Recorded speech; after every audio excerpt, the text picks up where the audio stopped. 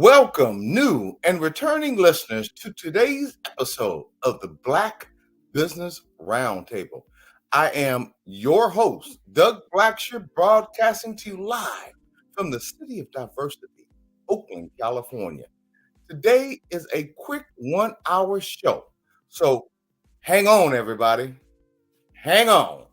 A very special shout out to my sister and longtime co host that is helping out, supporting her lovely grandmother today. So we understand her being there for family. And audience, remember, be there for your family. It is important that we understand how the family dynamics work.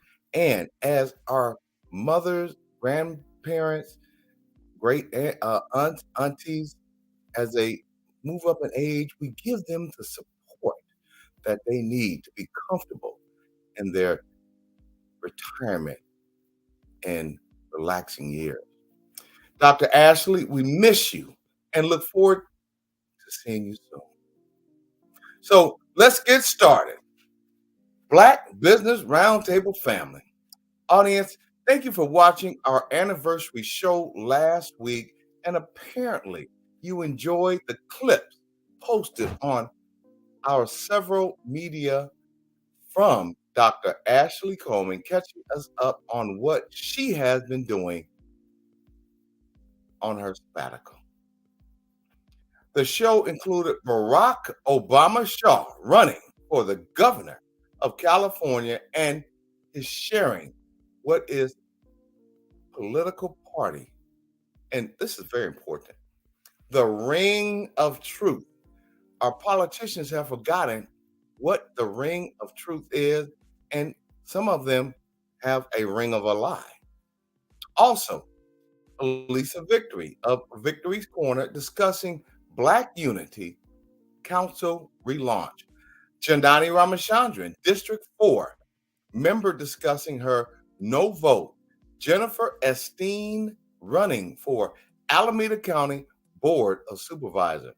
Hashtag Barack Obama 4, and that's the numeral 4, Governor, GOVCA.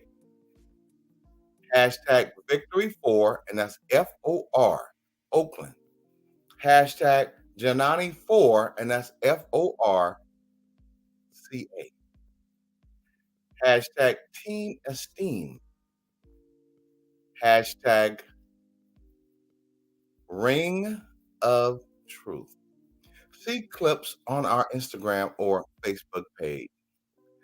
I want to be sure that although Dr. Ashley is out today, we continue to stress the importance of mental health. Dr. Ashley would want all of you to remember these important contacts. If you are feeling overwhelmed, distressed, suicidal, depression, please, please call our 988 is the suicide and crisis lifeline, and available 24/7. That's 24 hours a day, 7 days a week. They can also accept text or chat. Women in our audience looking for a therapist. www Therapy for Black Women. Once again, women in our audience looking for therapy. That's Therapy for Black, and that's FOR, blackgirls.com. And men in our audience looking for a therapist. That's www for, and that's FOR, blackmen.org. Our sincerest thank you, as always, to Mr. Donnie Glover of blackusa.news. Once again, blackusa.news for the honor, Donnie Glover, the honor of Black Business Roundtable being a part of your growing network dedicated to bringing the real, unfiltered news before the news. Hashtag Black USA News. Hashtag Donnie Glover. YouTube /Donnie Glover.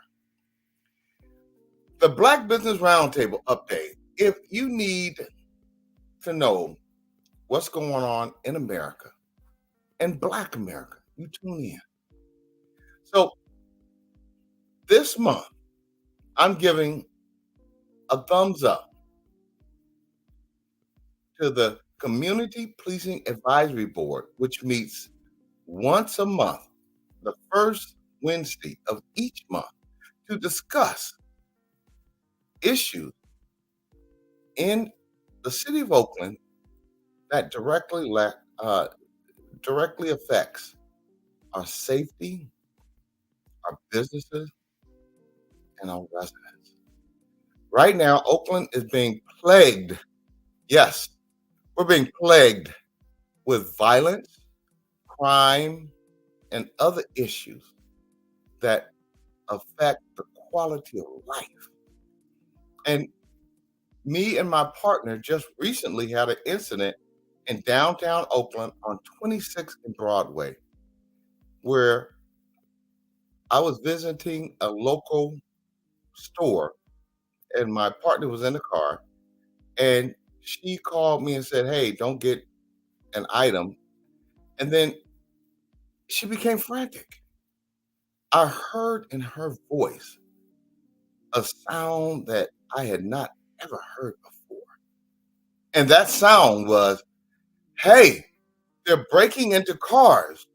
There's two, the second car in front of me, they're looking in it, and there's a car that has backed down the street, and men are in ski masks."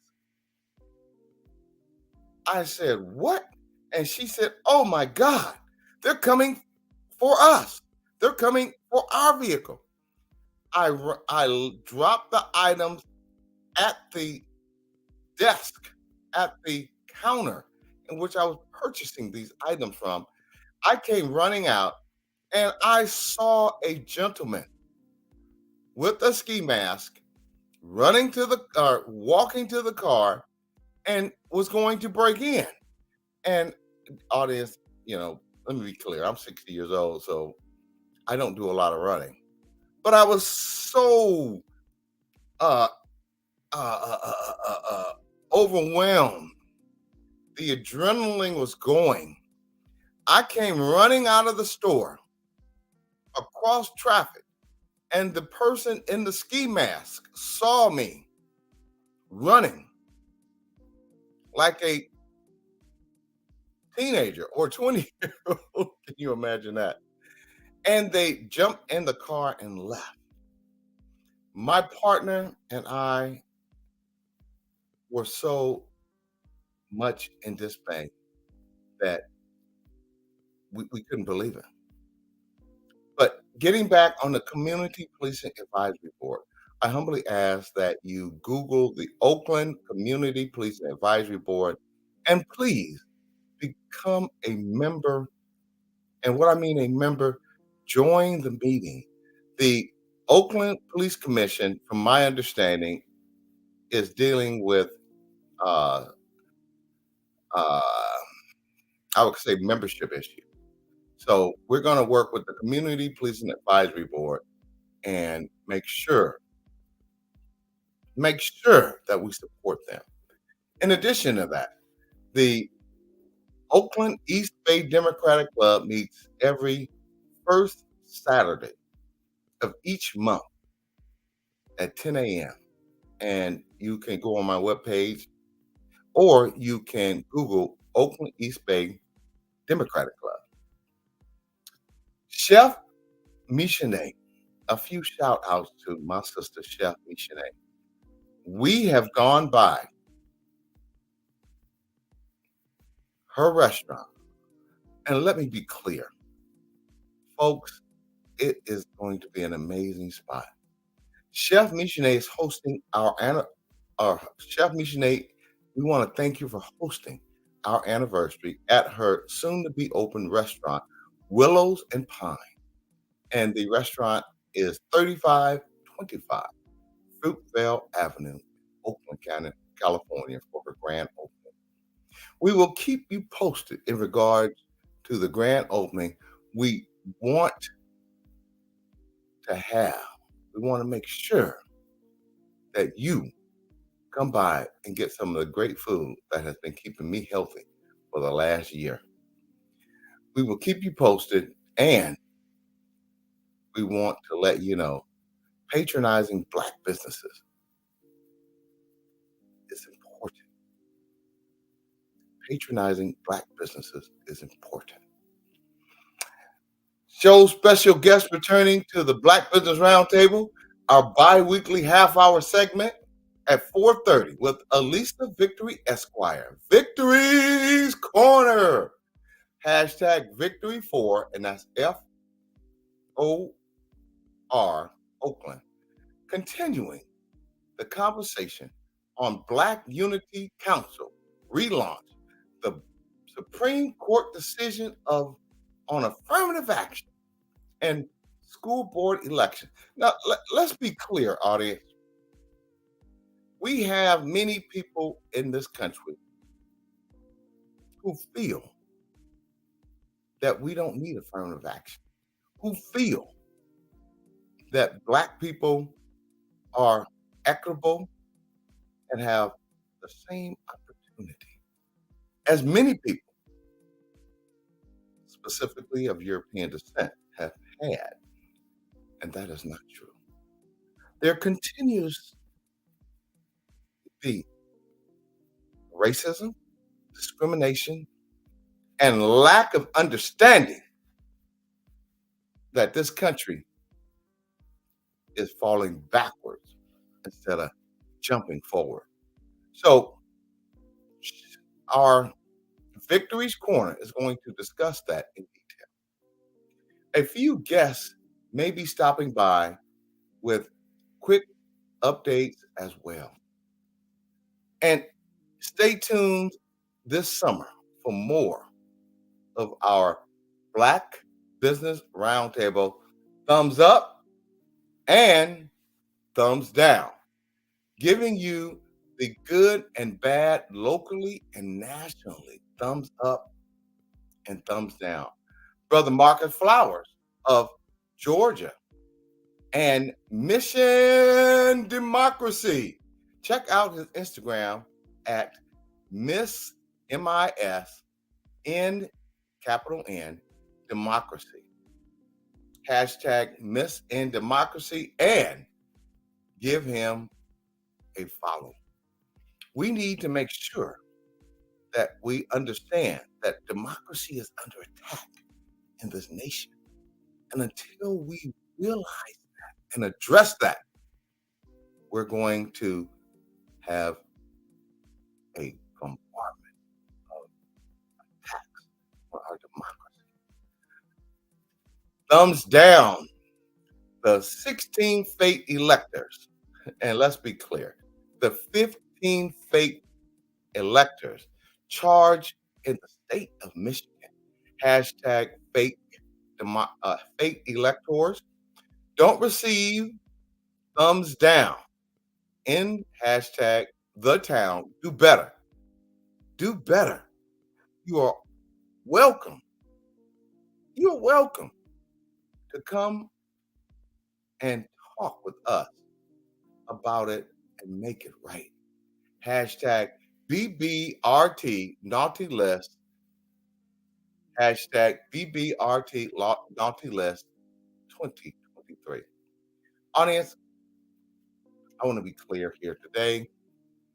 I have been feeling under the weather for the last 2 to 4 weeks. I have visited my doctor who has prescribed one serious thing that I'm taking serious. Take care of yourself. Take time out for yourself. Work on yourself. Get out of the frying pan and smell the roses. learn to and learn that if you're not healthy, how can you help others? So, to that end, take time for yourself, take a break, breathe the flowers, the roses. It's okay to say, hey, I got to step back. It's okay to say, I need me time. It's okay to love ourselves. To that end, guest today, we are hoping to get a quick update from Janani Ramachandran to talk about the mayor of Oakland asking for a $75,000 raise. Yes, a $75,000 raise. I'm truly disheartened with that request, considering that child care workers make a fraction of that, $30,000 a year. I'm concerned, very concerned. Next guest, Allyssa Victory of Victory's Corner. Instagram at Victory's Corner 4, and that's FOR Oakland. Hashtag Victory for Oakland. Next guest, hoping that we will get him today. I had a conversation with him today. He's coaching a football team in Oakland, California. And this is why this man has demonstrated time and time again his commitment to his family, his neighborhood, his community, to the city of Oakland, County of Alameda, state of California, and to the United States of America. Ray Bobbitt has demonstrated that he wants America to grow, and especially Black America. Ray Bobbitt of the African American Sports and Entertainment Group, working to be the first Black owned NFL team in not just America, in the world. In the world. Ray Bobbitt, you have our support here on the Black Business Roundtable, on blackusa.news/Donnie Glover. And I'm sure Donnie Glover and all of Black America, we support your endeavors. It is time that Black Americans start ascertaining businesses that will hire people who look like me and Dr. Ashley. We look forward to supporting the African American Sports and Entertainment Group, owning the first NFL team in not just the nation, but the world. So let's also remember, check in to their website. Let them know that you support them. Drop an email of support. We need to own our own businesses. We need to hold accountable those white businesses who will take our money but demonstrate racist, vile behavior to people of color, specifically African American. So let's keep in mind, when you go out and spend your dollars in America, who are you spending those dollars with? And what are they doing with those dollars? Please remember, please remember, are you fueling the fight for racism or against racism. Check out our other network shows hosted by the man, the unapologetically bold newsman. And I'm going to read that again. I'm going to say it again. Check out our other network shows hosted by the man, the unapologetically bold newsman, Mr. Donnie Glover of BlackUSA.News Morning Show. Donnie Glover Show, People Over Politics, Political Cipher, Date 'em All Says. I like that one, Date 'em All Says. Community Connections, Resources and Gardening, The Robier Report, Shared Spaces, Frontline News, Troy Rawling Show, The Beverly Smith Show, and stay tuned as many Black USA.News is always looking for great podcast hosts that give. Oh, look at that. I see. Oh, let me wrap this up. Great podcast shows that give our audience news perspective. Audience, she has taken time out of her extremely busy day as she, Honorable, the Janani Ramachandran, voted against a $75,000 raise for the mayor of Oakland. And I have to say, Janani, it takes bold people like you who understands we have common people here in Oakland who are suffering. But I'm going to stop there because I know your time is short.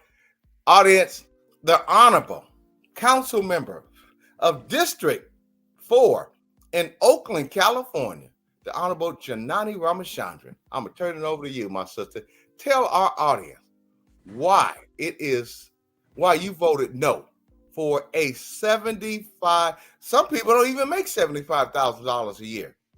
You know who doesn't make $75,000? Can you hear me? Can you hear me okay? Hello? Hello? Oh, you're there. It was me. Okay, great. Well, thank you for that. Thank you for that kind introduction. I'll start off by catching on what you said, which is we have 545 City of Oakland employees who do not make $75,000 a year, let alone the rest of Oakland where people are struggling on minimum wage on $15, $16 an hour. We have employees within the city of Oakland not making that kind of money.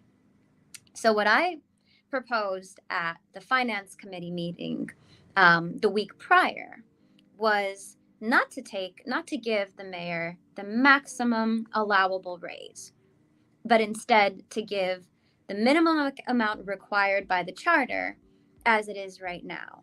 Unfortunately, at that finance committee meeting, I was the only council member who voted no on the $75,000 raise. I said we can increase by a small amount to keep us in compliance with the charter that says you have to raise the mayor's salary every such and such amount of time, win such and such amount.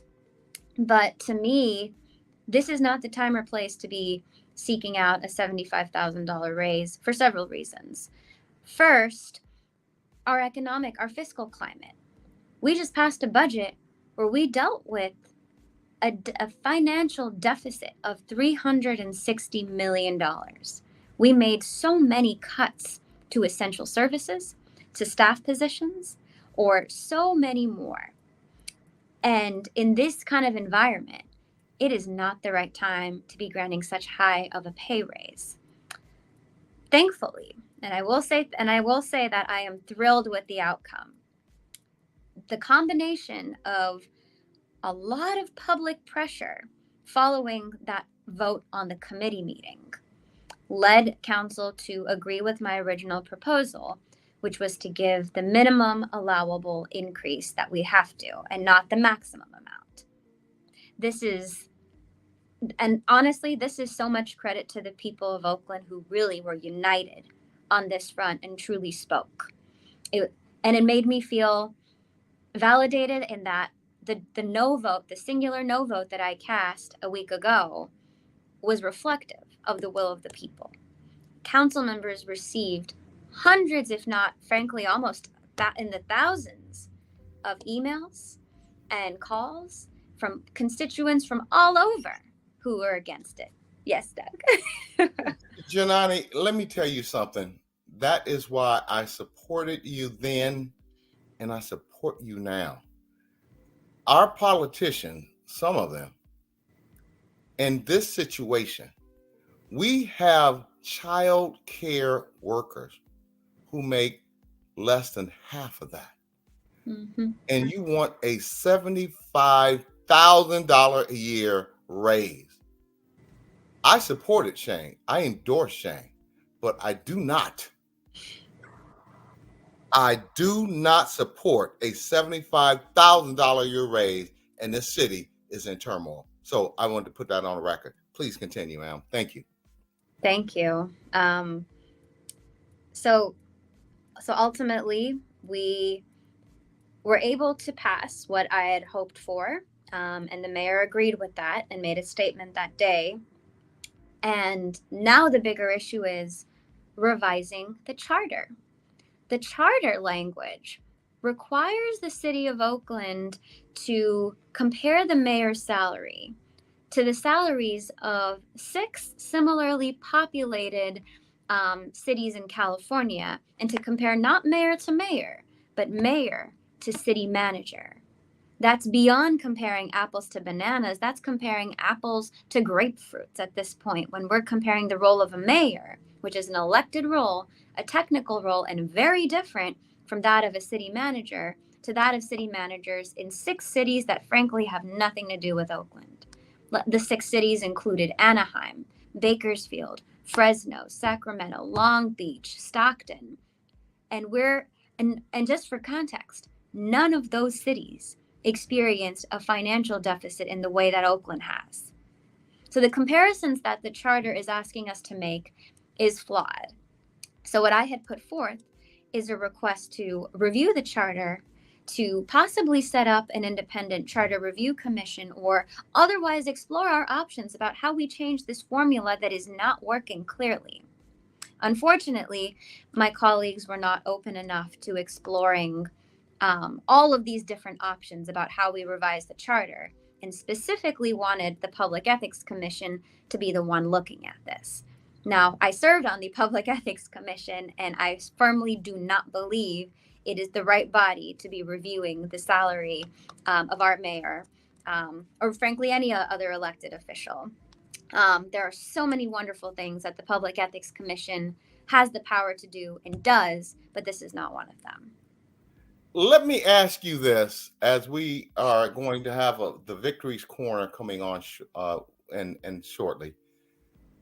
What is your background and your educational training that I believe weighs heavily into our audience understanding that a $75,000 raise, and you've only been in office for 6 months? Thank you. I am an attorney. I graduated from Berkeley Law, and I am proud to still be licensed, thankfully. And I defer to the guidance of our city attorneys in the city. I'm not practicing law in my capacity here.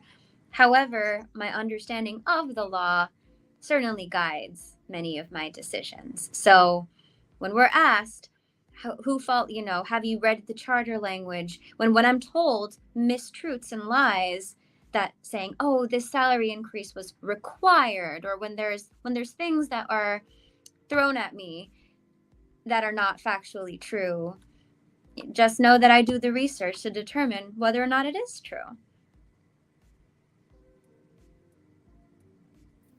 Let me say this, Janani, I support you. I support the decision that you, the only person on city council, stood behind against giving the mayor of Oakland, that crime has ravished, has almost destroyed the safety of its residents, of the businesses in the city. And I commend you so much for standing powerfully in your position and saying, this is not right. We have many, many issues in Oakland. And the mayor of Oakland getting a $75,000 raise is not something that should be on the board at this time. So you keep up the good work. Thank you. You and our Victory's Corner, she's not on yet, but can you briefly tell us some of the great things that you're doing in your district that is playing in the broader scheme for the city of Oakland? Thank you. I actually have to run now. Oh, okay. I apologize, but I just want to say thank you. And, I just want to end by saying there's positivity on the horizon because, yes, I was the lone no vote the first time it came up in front of us on the committee.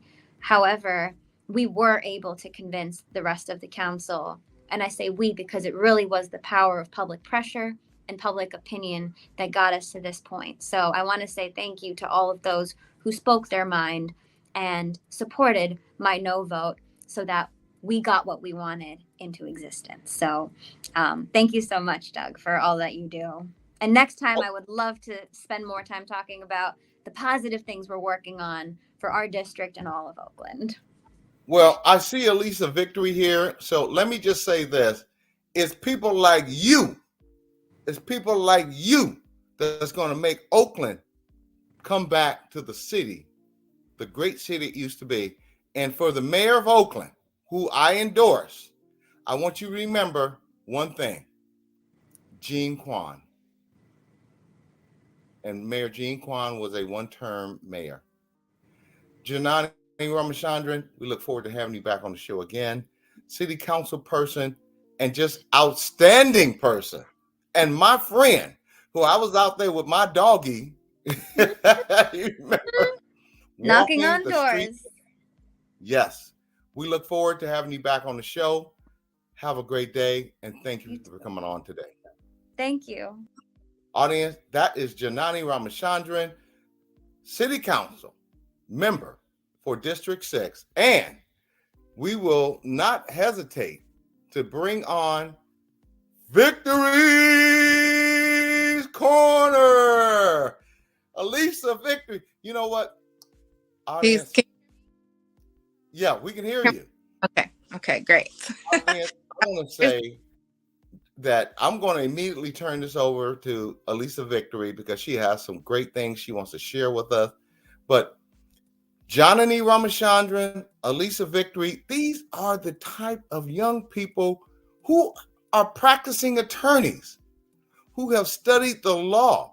And Allyssa Victory, please tell us a brief background, and then I want to let you light this up. I'm going to take my face off this stage, and I want you to tell our audience what is going on in Oakland, California, and the great things that you're doing. Thank you. Thank you. Peace to everybody. Thank you for watching, and to those who will tune in later. I'm Allyssa Victory. I am an attorney that hosts Victory's Corner. I also ran for Oakland mayor in the 2022 cycle, making history. I was the youngest candidate, a grassroots candidate who placed 4th out of 10. I talked a lot about some of my journeys, my uphill battles of being a first-time candidate in that race. But very happy to see other Oakland elected officials like Councilmember Ramachandran coming to address the Black Business Roundtable. Victory's Corner is really about updating you all about what's going on in Oakland and locally, how you can get involved and engage in some of our politics and how it's affecting Black business and economics. One of the things that I've been talking about recently is the launch of the Black Unity Council. The Black Unity Council is a relaunch of the 1966 organization that was founded with a lot of our faith leaders, civic leaders like Ron Dellums. They focused on things like education, Elections, civic engagement. They raised money and talked about issues like contractor disparity issues for Black workers and contractors. Sounds very similar to a lot of the issues that are still happening in Oakland that I've been discussing on Victory's Corner. But the Black Unity Council is really about creating a space for an internal conversation among Black residents, workers, and businesses. We've got to get on the same page before we can make demands to our electeds, to our budget, to a larger system that has power to make those changes. If we're divided, a lot of those leaders may be hesitant, may walk things back and feel attacked if all Black folks are not agreeing. And this is really hard work, and it's constant work that needs to happen. I've done a lot of organizing on racial justice and building Black unity, especially Black and African unity. And so this space is really important to me to help relaunch so that we have, again, a space to gather, for us to talk, for us to share basic information about civic engagement, about elections.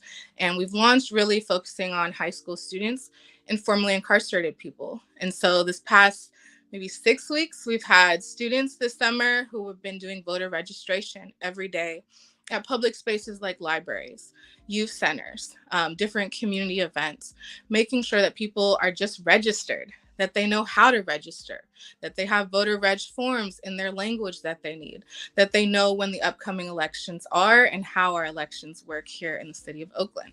We have a special school board election that's coming up for District 5, which is Fruitvale all the way to around High Street, brushing up against District 6, which starts at around Coliseum. But District 5 has a vacancy right now, so there is no representative making decisions, making budgetary allocations, and advocating for all the students, families, and public schools that are in District 5. So there's been a special school board election set for November 7th. Our students, Black Unity Council volunteers, have been making sure people just know, are you registered to vote in District 5? If so, you're going to be eligible to vote in this special but really critical election. Our school board has been tied on a lot of things recently, and they have only 6 members. So this person will round the board out to 7. That can help make a lot more decisions and push things forward. There's a lot of issues going on with education across the country. I mentioned the last time that we saw the decision come down around affirmative action, striking it down at the Supreme Court level. That's a tax on access to education for people who have been historically disadvantaged, including Black Americans. I see you got some comments to say. Go ahead, Doug. I have one quick comment because the candidate who the election was stolen from. Can you briefly talk about Mr. Mike Hutchinson, who I have known for over a decade and who is a staunch advocate for people of color having access to education opportunities? Thank you.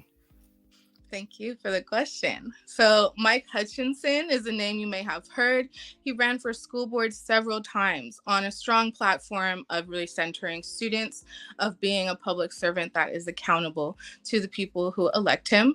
He is a Black Oaklander who was born and raised in the city, whose mother is an educator and has done a lot of education advocacy work in her own career. And so Mike was elected back in 2020. Actually to District 4, to the District 5 seat. But Oakland went through something called redistricting. So they changed the boundaries of the 7 city districts. And in that process, his boundary got changed and he got moved into District 4.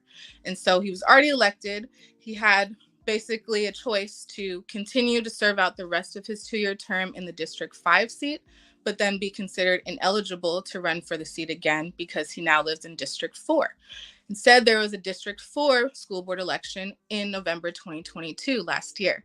Mike decided to run for that seat to start a full new term in the district where he now lives based on the redistricting lines. It was a contested race, highly contested. It was him running against a sister named Picolia Manigo, and oh my gosh, I am blanking on the third candidate's name, Nick. I know their name was Nick. I'll have to come back to you on the last name. But there were 3 candidates. There was a lot of debates. There was a lot of discussion. There were a lot of endorsements and money going all different ways. There was some ranked choice messaging and strategy, because again, this was a ranked choice election where all voters had a chance to put 5 choices, even though this particular school board election only had 3 candidates. When the votes were counted, it was declared that Nick was the winner, that Mike was the first person cut, then Picolia, and then that left Nick to be the winner. However, the registrar did some recalculations and found its own error, admitted its error, made it public, contacted the candidates, let them know that actually Mike had won, that he should not have been the first cut, Picolia should have been the first cut, and it actually transferred enough votes for Mike to win by around 40 votes. So every vote matters. It is very critical, especially when it comes down to really small percentage points and differences. Those differences can change rankings, can change the entire outcome of elections. There was some litigation and some other debates in ensuring that there were no further clerical errors in the ballot counting, and Mike was declared the winner of the District 4 school board election. He was inaugurated at the beginning of this year, and he was actually elected to be president of the school board.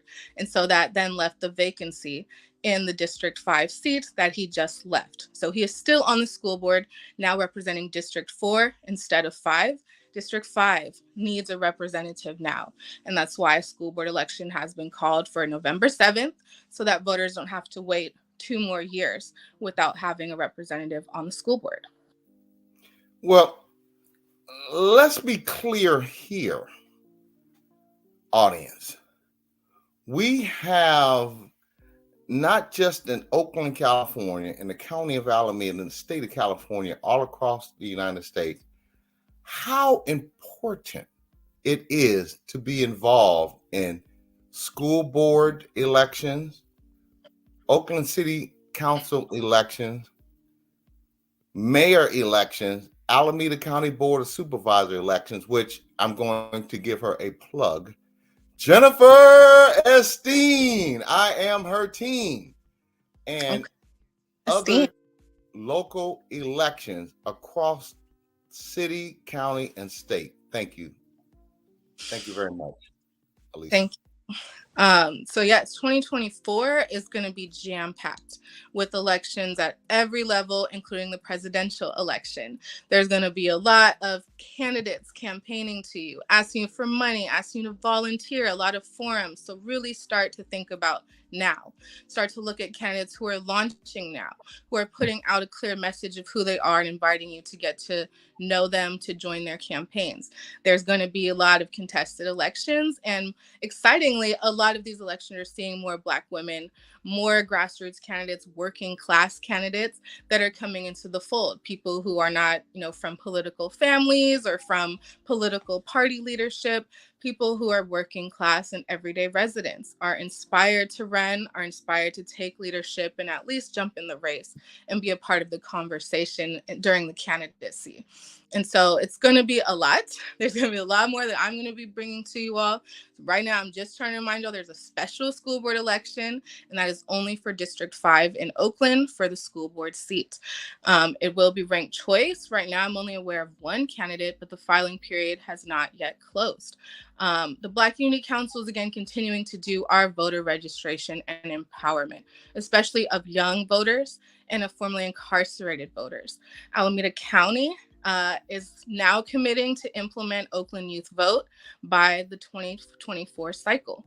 That is really exciting news, and I really hope it was still done by this November, but 2024 is still giving us hope that we can engage our 16, 17-year-olds to actually vote and cast ballots in our school board elections, as well as undocumented families who also attend our public schools and rely on those same services.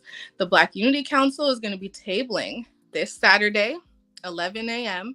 at Youth Uprising, which is on 87th and MacArthur, right next to the Castlemont campus in Oakland. It's going to be a huge Black community market that's put on by the Home Place Collective. So there's going to be youth performing. There's going to be vendors. There's going to be food. And there's also going to be a back to school giveaway hosted by a lot of different organizations and leaders. So please bring your families, bring your kids, come and get some of the free giveaways, come and support some of the vendors at the marketplace, support the youth who are performing. And if you are not registered to vote, stop by our table, get some information, or at least pick up a voter form to share with somebody else. I also encourage you all to get involved in some of the public safety discussions. There's going to be one at Montclair Presbyterian Church next Thursday, the 27th, and it is in person only. It's going to feature different criminal justice leaders, including police department staff and our district attorney, Pamela Price.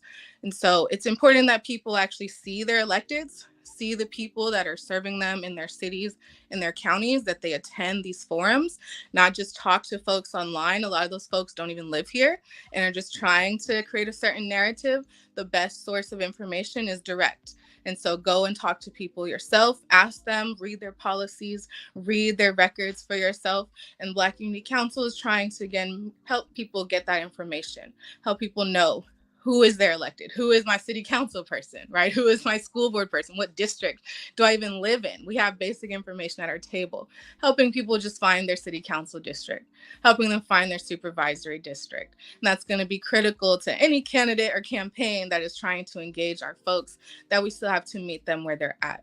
Some of these are first-time voters. Some of these have been disenfranchised voters. Some of these folks have been told that they don't have anything to vote for and nothing will ever change. And so there is a lot of work to do to just get people to want to take that step, to want to go to the ballot box in November, to want to register and even receive their ballot. So there's a lot of kind of pessimism around what our leadership is doing and how much they can change. And so part of it definitely has to be about us building as a community ourselves, putting out work ourselves and making each other stronger together, putting out a strong vision of what we need from our electeds, but also talking to our electeds and holding them accountable, knowing who they are. If you don't like what they're doing, right, vote them out, but you got to be registered to do that. You've got to know your voting rights and your civic rights to be able to do that properly. There's going to be, again, a lot of issues that are coming up. We still want to center people who are coming into this political process for the very first time. Well, let's be clear here, audience. Allyssa Victory over the last year has enlightened us on many important issues that concerns public safety, that concern community safety, that concern increasing opportunities in the city that we live in the communities that we live in, in the neighborhoods that we live in. And since we're only doing an hour show, we know how important it is and how precious it is to have the voting rights. Can you briefly educate our audience on returning residents having their opportunity, their right to vote, and that changes elections? Can you educate our audience briefly? Thank you. Yes. So in 2020, California voters passed a statewide measure that restored the right to vote for people who were on parole. There was thousands of folks, estimated around 10,000, that were still, on surveillance, basically, who had been released, but still had some type of supervision, and they were not eligible to even register to vote. People in jails who are just being held in jails, they're allowed to register inside the jails. The public defenders and other nonprofits do a lot of work to make sure they can actually register and get their ballots and know when elections are happening.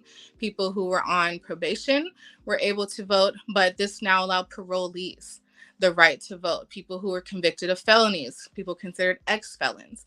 And so a lot of folks wear that as a title. And I see when they come to our table, they say, I can't vote. And I'll ask them why. They say, I'm ex-felon. And I said, well, you can vote, right? As long as you're out of prison, you are able to vote. And a lot of folks are so ecstatic right? Some of these people are coming out of prison after 10, 20, 30 years. Some of these folks went in when they were youth, before they were even eligible to vote in terms of voting age. That, again, they've never voted or had that rights or that ability. They've never been taught or seen what a ballot looks like, right? They've never been to a candidate forum or a debate. And so restoring the right to vote was a critical move that the entire state took. So it's not just Oakland, not just Alameda County, but every person in California. It does not matter if you are formally incarcerated for misdemeanor, felony, as long as you are formally incarcerated, right? You've been released. Doesn't matter if you're still serving any type of supervision, you are eligible to register to vote. In other states, it is a crime for people who are ex-felons to register to vote. So again, it just recriminalizes people who are trying to engage in their own society, in their own democracy, and make decisions about housing, criminal justice, healthcare, all the things that people who are returning from incarceration really need and rely on. And even our youth, a lot of our youth get blamed for crime and other things that are happening. Again, our youth need to be able to have a voice in the decision makers and the resources that are being given to them, because they're being blamed for a lot of the problems. And so we don't want them to turn into formerly incarcerated people. Helping people register to vote, especially at a young age, makes them lifelong voters. Again, helps them be involved and understand their city governments, their whole political structures around them, and can make them lifelong engaged in what is happening. Well, audience, as we wrap this up, Allyssa Victory has dedicated her life to enriching and empowering all people. All power to the people, right? If we do not have people understanding how democracy works, then we are in tyranny. We have a society that is run by the wealthy and people who have no concern of all people. Allyssa Victory, let me be clear here as I say this. We are honored on the Black Business Roundtable on blackusa.news/Donnie Glover network of shows to have you educating. And let's be clear, people, when you talk to formerly incarcerated individual, refer to this show and Allyssa Victory's Corner, because if we had more elected officials like Allyssa Victory, we would have a democracy that is reflective of all people. Allyssa, you have our support. You know you got my support, but you Yeah. have our support. And as Johnny said so eloquently, when the mayor asked for a $75,000 a year raise, we have healthcare workers who make less than half of that. And Teachers, other excuse me? essential workers, absolutely. So your input today has been invaluable. And we thank you for coming on the show today. We look forward to seeing you in the next couple of weeks. Audience, Allyssa Victory of Victory's Corner. Thanks all for Allyssa, watching. Thank you so much for having me. Again, come out and check out our event this Saturday, 11, criminal justice event next Thursday. Also, stay tuned because we will be having an event with formerly incarcerated folks at Reentry Housing on voter registration and education in Oakland.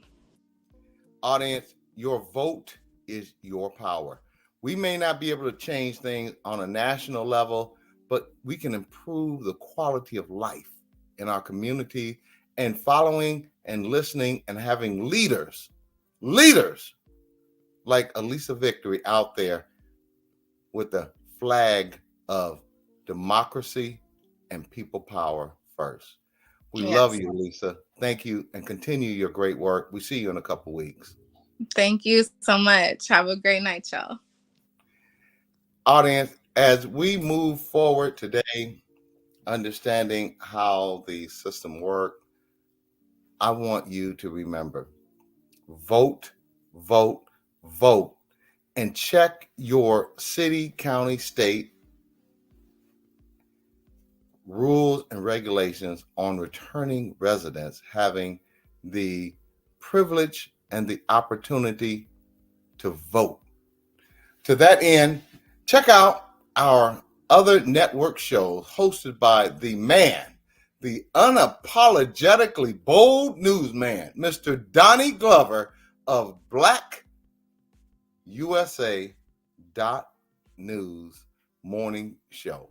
The Donnie Glover Show, People Over Politics, Political Cipher, Date 'em All Sis, and I'm going to read that again, Date 'em All Sis, Community Connection, Resources and Gardening, The Robert Report, Shared Spaces, Frontline News, Troy Rawlings Show, The Beverly Smith Show, and stay tuned as Black USA News is always looking for great podcast hosts that give audience and give our audience news perspective. Also, please listen to the backstory of Carlton and continue to share his hashtag Stand with Carlton of Raleigh, North Carolina, NC. So I'm going to read that again. Hashtag Stand with Carlton of Raleigh, NC. That stands for North Carolina 2022. Also, share the hashtag Driving While Black, Michael Thrash, Taylor County, TX. Justice for Enzo. Please register your pet or pets, as hopefully they can be returned if they unfortunately go for an unauthorized walk without you, as it isn't this what our paid fees are for. And audience, we appreciate your support. I want to give a shout out to the person who is behind the scenes of the Black Business Roundtable. She puts this together out of her own time. Her efforts, her work, her journalism skills are invaluable. And I appreciate you. And you know who I'm talking about. We appreciate you. Thank you. Our guest today, Janani Ramachandran, the Honorable Janani Ramachandran, councilperson of District 4, who voted against a $75,000 raise for a mayor who's only been in office for 6 months.